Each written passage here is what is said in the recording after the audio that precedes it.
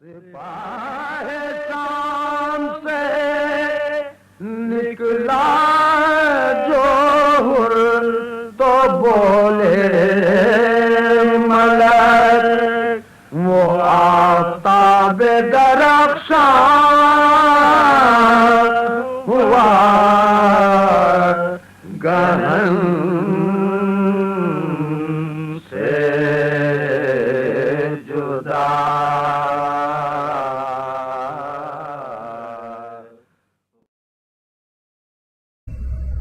بسم اللہ الرحمن الرحیم. سوزخانی ایک ایسا فن ہے کہ جس میں تاثر ہوتا ہے اور خوشی اور غم دونوں کے تاثرات واضح ہوتے ہیں. سوزخانی کب شروع ہوئی یہ تو سوال ایک مشکل امر ہے یہ بتانا کہ کب شروع ہوئی، لیکن انتہائی قدیم سلسلہ ہے یہ، اور عرب اور ایران میں اور ہندوستان اور پاکستان میں یہ طریقہ رائج ہوا، اور فضائل آل محمد اور مصائب آل محمد لحن سے پیش کرنے کا جو ایک طریقہ کار عرب میں رائج تھا، اور وہ جہاں تک تحقیق ہوئی ہے کہ ائمہ طاہرین کے سامنے بھی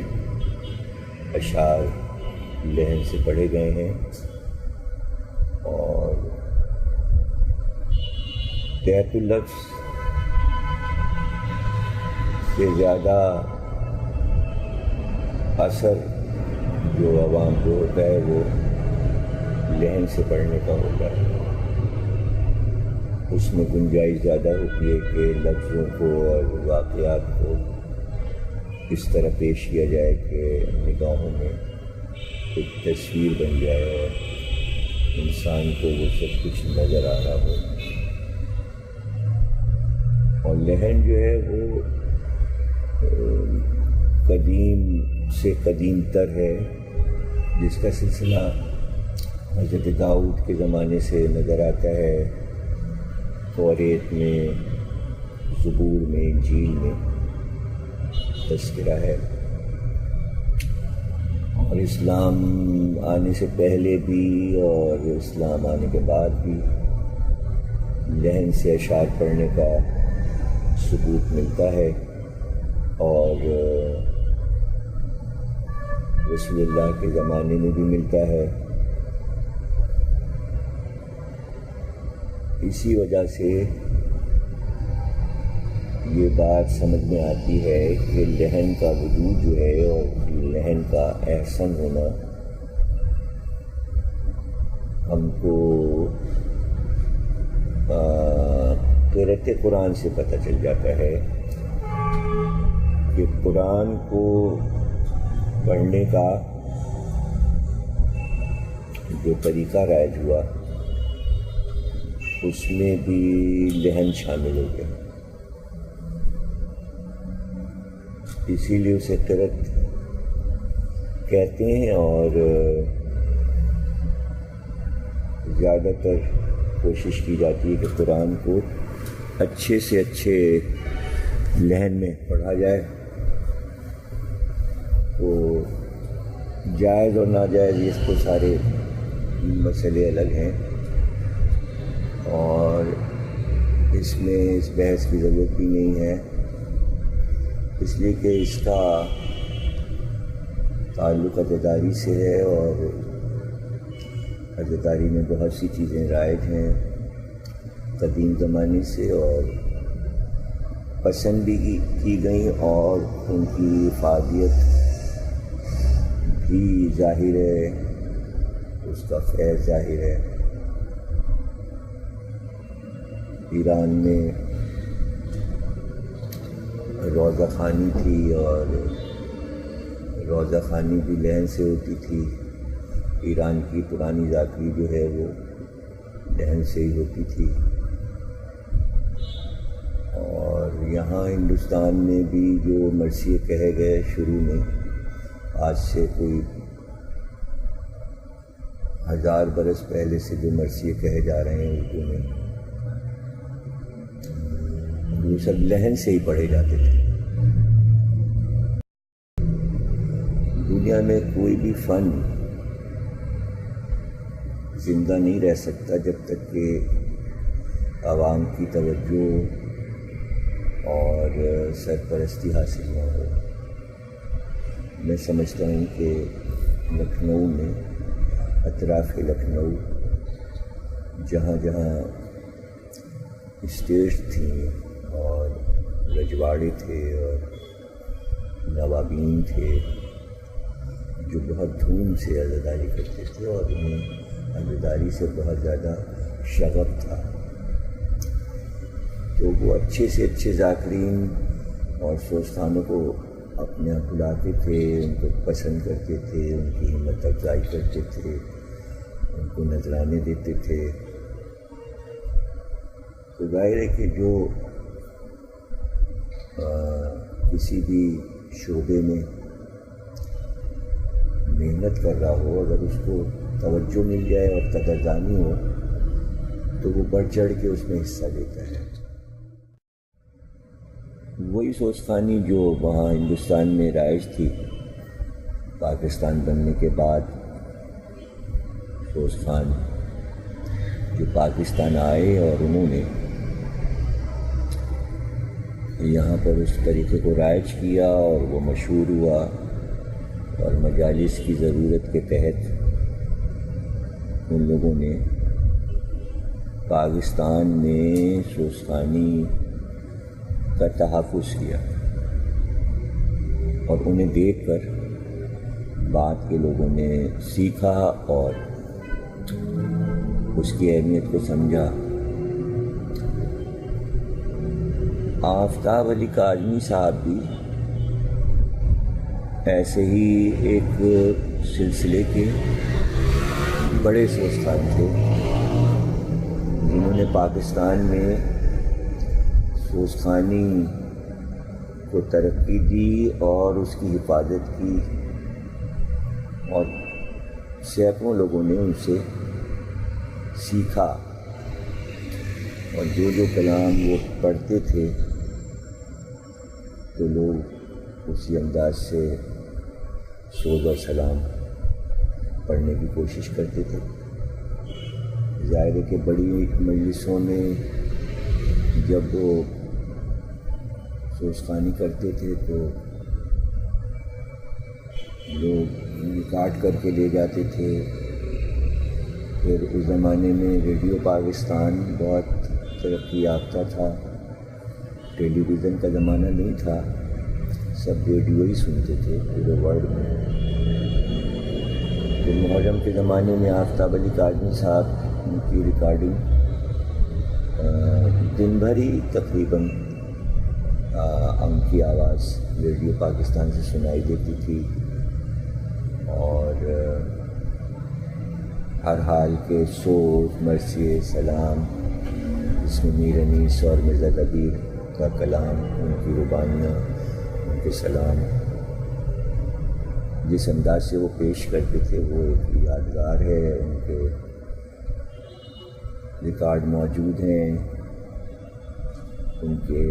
آڈیو موجود ہیں، اور میں سمجھتا ہوں کہ وہ یادگار چیزیں ہیں۔ وہ ایک اچھے سوستان بھی تھے اور اچھے انسان بھی تھے، انتہائی تہذیبی اور متانت ان میں تھی، اور بہت ہی سنجیدگی تھی، اور لوگ ان کی قدر کرتے تھے، اور بہت اچھی زندگی انہوں نے گزاری، اور بے انتہا شہرت ان کے حصے میں آئی۔ کبھی کسی کو منع نہیں کرتے تھے۔ میں نے ان کو بڑی مجلسوں میں، امام باڑے میں بھی سوستانی کرتے دیکھا، اور لوگوں کے گھروں پر بھی جو سالانہ مجلسیں ہوتی تھیں، میں نے اس میں بھی ان کو اسی طرح شرکت کرتے دیکھا اور سوستانی کرتے دیکھا. اور آفتاب علی کاظمی جیسے بزرگ اگر موجود نہ ہوتے تو آج یہ فن مر چکا ہوتا. انہوں نے بڑی طاقت اور قوت اس شعبے کو دے دی اور اتنا بیٹر دیا انہوں نے. ظاہر ہے کہ ہر ایک کلام کا نہ انتخاب کر سکتا ہے اور نہ یہ فیصلہ کر سکتا ہے کہ اس کو کیسے پڑھنا ہے. کلام کا اپنا تقاضا ہوتا ہے کہ اس کو کیسے پیش کیا جائے، لفظ کی تصویر بنا دی جائے، تاثر ایسا ہو کہ فضائل میں لوگ خوش ہوں سن کے اہل بیت کے فضائل، اور مصائب ایسے ہوں کہ بے انتہا کریا تاری ہو اور ماتم اور بحران اور آوازیں بلند ہوں. یہ آئمہ کی تاکید ہے گریا کے لیے. تو اس میں آفتاب علی کاظمی صاحب کا بہت بڑا حصہ ہے کہ انہوں نے ایسے ایسے سوز پڑھے، فضائل کے بھی اور سلام بھی ایسے پڑھے کہ جس میں بھرپور فضائل ہوتے تھے اور ان کو داد ملتی تھی. اور جب مشائب کی چیزیں پڑھتے تھے تو ویسے ہی گریا ہوتا تھا. انہوں نے اپنے بچوں میں بھی اس کو منتقل کیا اور میں نے دیکھا کہ ان کے بچے جو کہ اب ماشاءاللہ جوان ہو گئے ہیں، جب وہ چھوٹے چھوٹے تھے تو ان کے ساتھ آتے تھے اور پڑھواتے تھے. میں نے ان کی زندگی کا ابتدائی دور بھی دیکھا اور ان کا آخری لمحات بھی میں نے دیکھے اور میری ان سے ملاقاتیں تھیں. ان کے ساتھ نشستوں میں بیٹھک ہوتی تھی، بہت اچھی طرح ملتے تھے، بہت محبت سے ملتے تھے. اکثر جہاں میں نے مجلسیں پڑھی ہیں وہاں انہوں نے سوزخوانی کی ہے. اور اس زمانے میں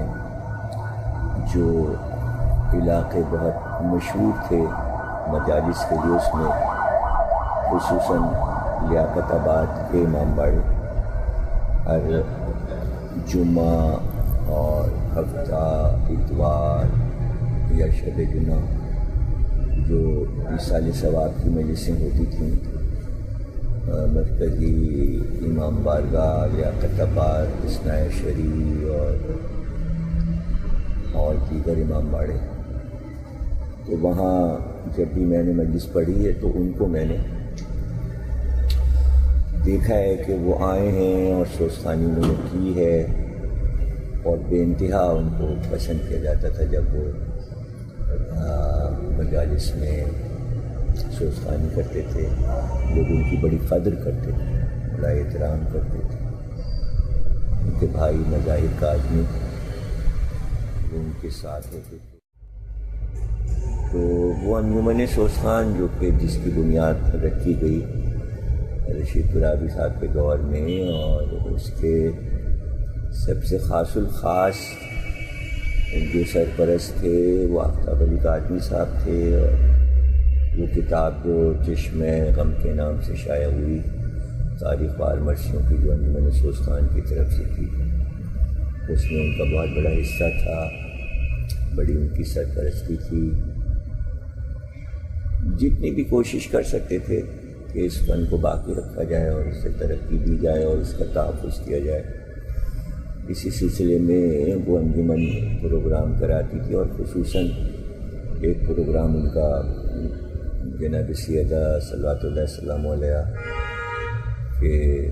ولادت جشن ظہور کا ہوتا تھا. وہ بھی اس انجمن کی طرف سے پروگرام ہوتا تھا. اور ایک سوزخوانی کی بڑی مجلس ہوتی تھی 19 صفر کو ایرانیان میں. میرے ساتھ سارے سوزخوانوں کا رویہ بہت اچھا تھا،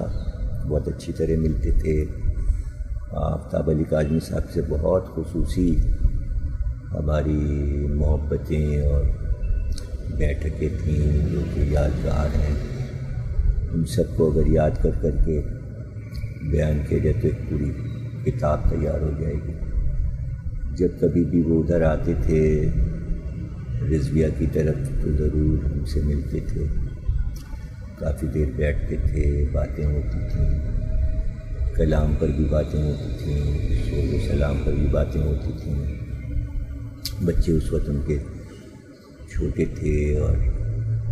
مجھے یاد پڑتا ہے کہ اس زمانے میں بھی بچوں کو انہوں نے بہت اچھی سوچ خوانی سکھا دی تھی۔ ان سے پہلے بچے بھی سوچ خوانی ان کے بیٹے پڑھتے تھے، اور ظاہر ہے کہ مرحوم کے انتقال سے بہت بڑا خلا پیدا ہو گیا سوچ خوانی میں، اور جتنے بھی بزرگ سوچ خوان تھے وہ سب انتقال کر گئے۔ آپ تبلیغ اعظمی صاحب بھی نہیں رہے۔ اس کے بعد وہ صورتحال پاکستان میں نہیں رہی سوچ خوانی کی، جتنی ترقی ان لوگوں نے دی تھی اور جتنا اس کا تحفظ کیا تھا اور جتنا اس کے لیے کام کیا تھا۔ بہرحال ان کی محنتوں کا یہ ثمر تو ہے کہ موجود ہے، سوچ خوانی کا شعبہ موجود ہے۔ پرانے سوچ خوانوں نے اپنی ذات کی نفی کی تھی اور انہوں نے شعبے کو مستحکم بنایا تھا کہ کوئی ایک سوچ خوان جو ہے وہ ون مین شو نہیں ہوگا، بلکہ سب کا خیال رکھا جاتا تھا۔ اسی لیے انجمن بنی تھی کہ سب مل جل کر اس کو باقی رکھیں گے۔ اب یہ ہو گیا کہ بجائے سوچ خوانی کو پروجیکٹ کرنے کے، لوگ سوچ خوانی کے ذریعے اپنے کو پروجیکٹ کرنے لگے، اس کوشش میں کہ ہم مشہور ہو جائیں، لوگ ہمیں مان لیں، ہمیں سوچ خوان مان لیں۔ تو اس چپقلش میں یہ فن تقریباً ختم ہو گیا۔ تو ہو سکتا ہے کہ کوئی ایسا حقیقی سوچ خوان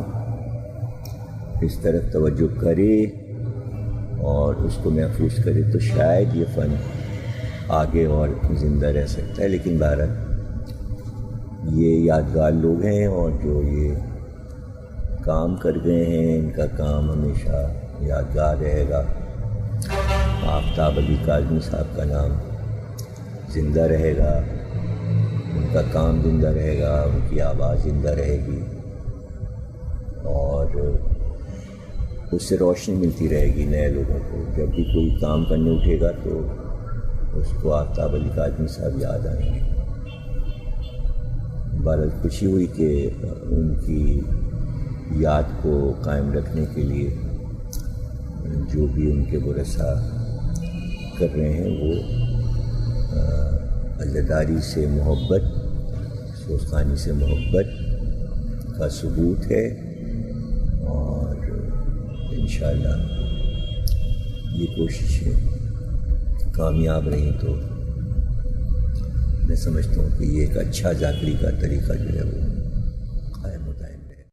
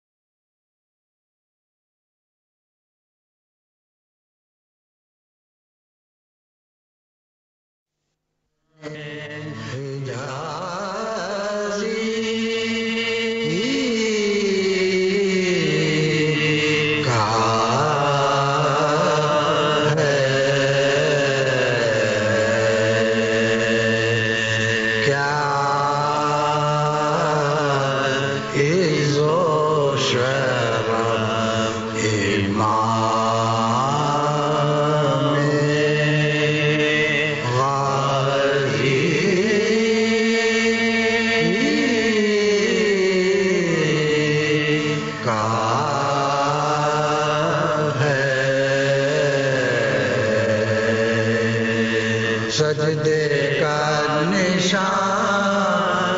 دے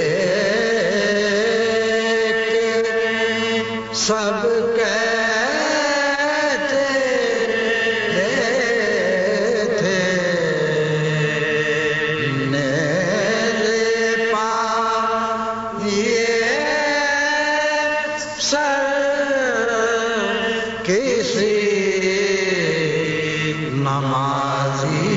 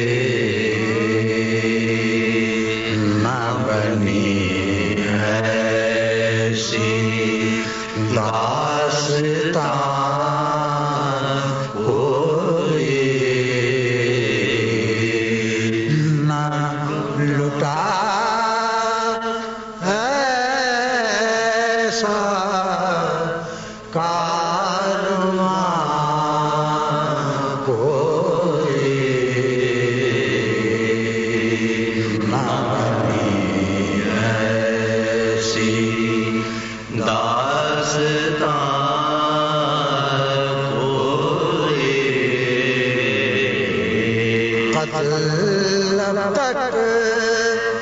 نہیں ہوا پیاسا اب تک نہیں ہوا پیاسا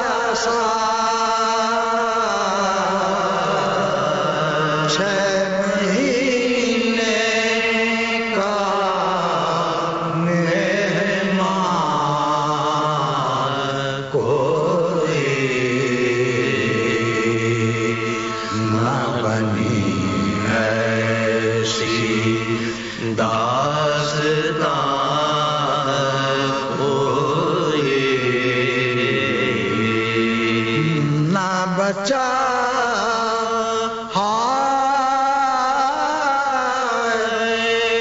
روزے عاشورا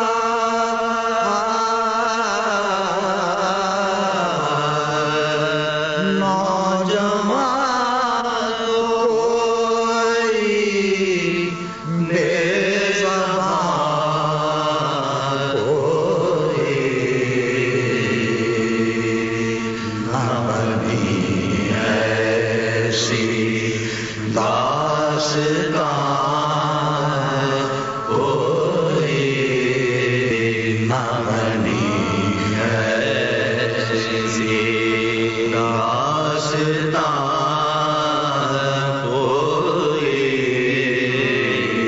صبر شبیر یاد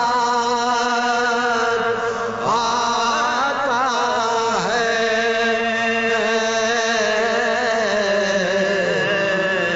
صبر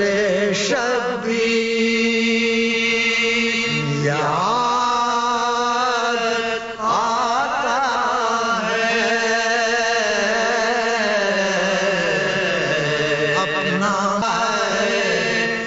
جب جوان کوئی نہ بنی ایسی داستان کوئی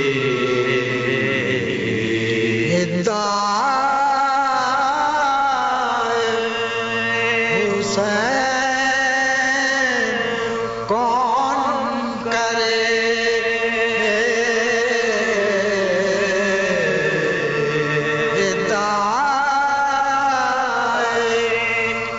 حسین کون کرے دیوی کیا ایسا امتحان کوئی نہ بنی ایسی داستان کوئی بے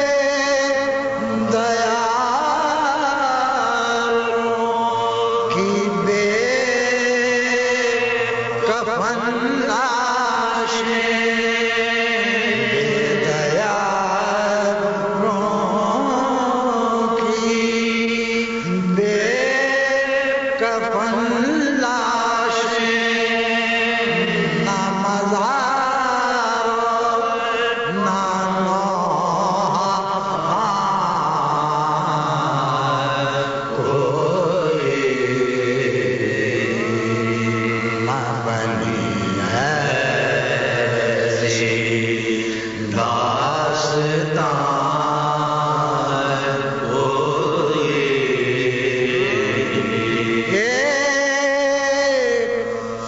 شبیر پر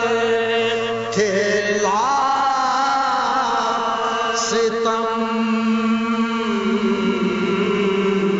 ایک شبیر پر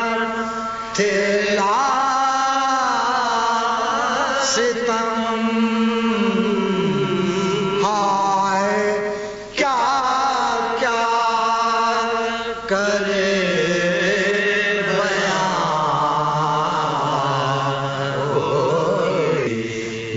بنی ایسی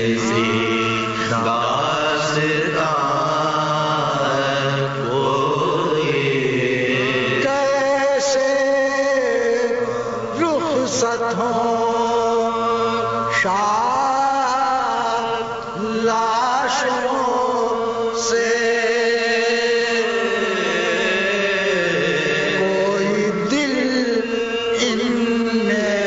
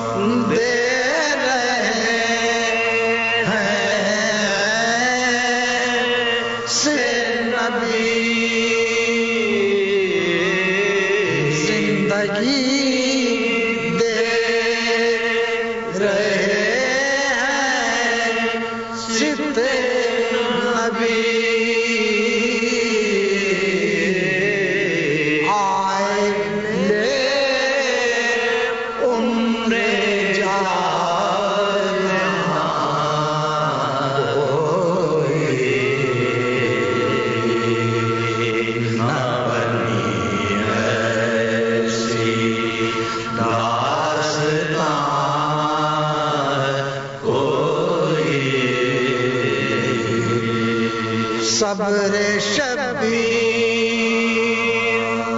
یاد آتا ہے صبر شبیر یاد آتا ہے اپنا مرتا جب جمال ہوئے نہ بنی ایسی داستان ہوئے نہ بنی ایسی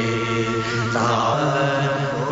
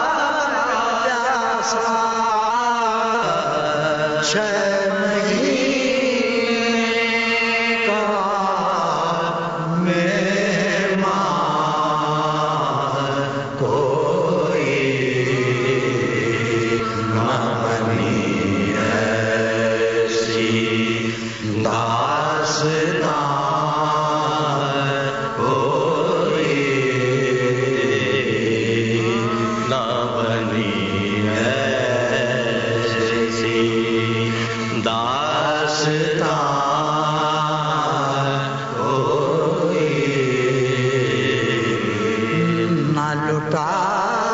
ہے ایسا کارواں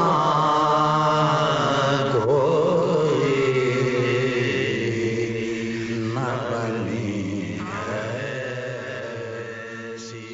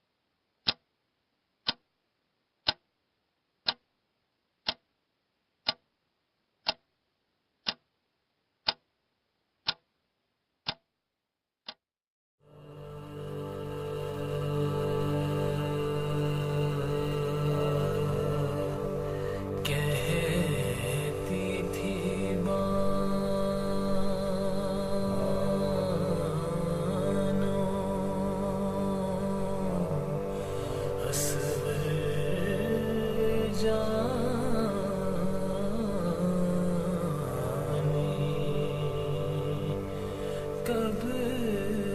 تم گھر میں آؤ گے دریا پر سے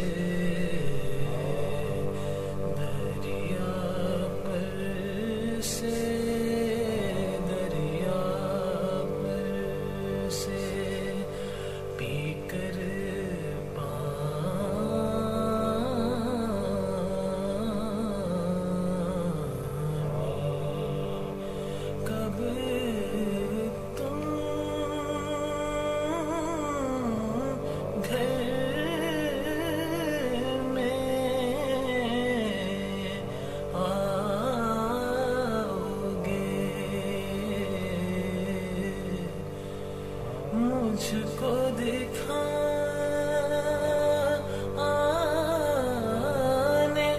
شکل نمانی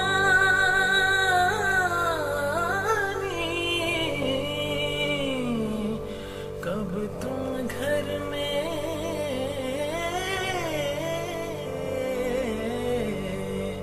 آؤ گے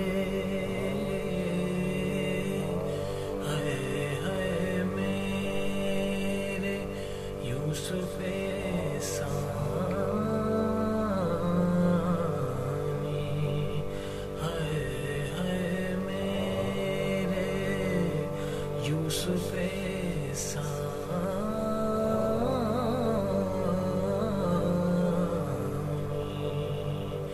کب تم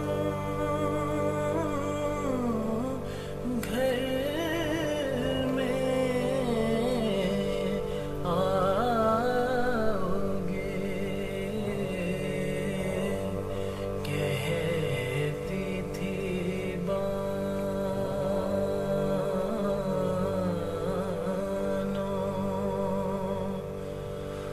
سوگ میں تیرے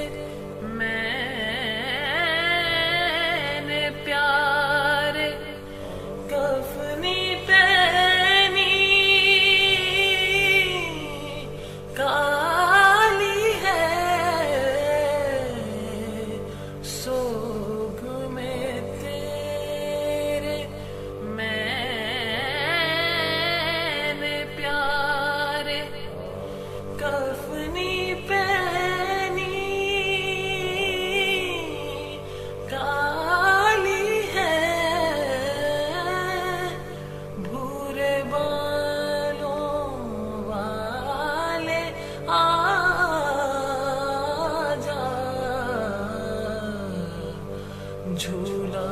تیرا خالی ہے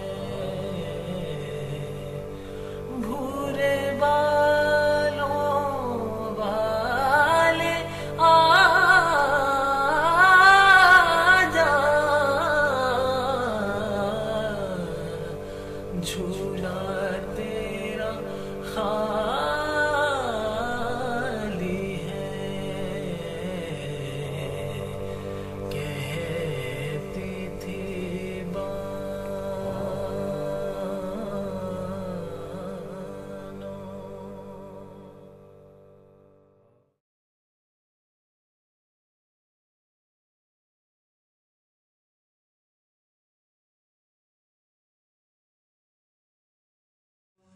کام آئے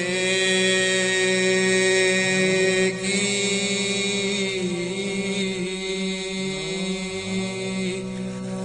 تربت میں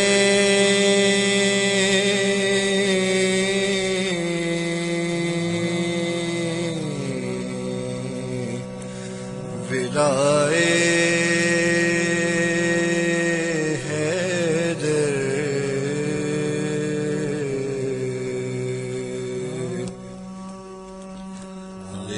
جائے گی جنت میں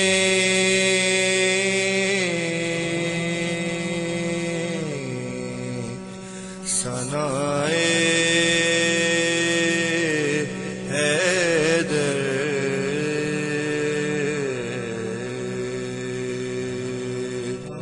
لے جائے گی جنت میں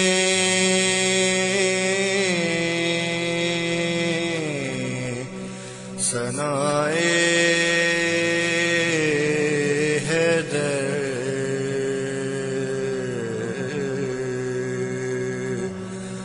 بولیں گے نکیریں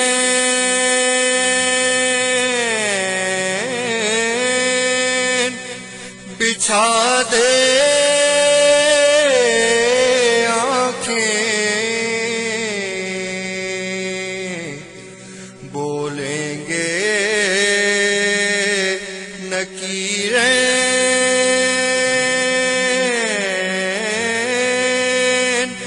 بچھا دے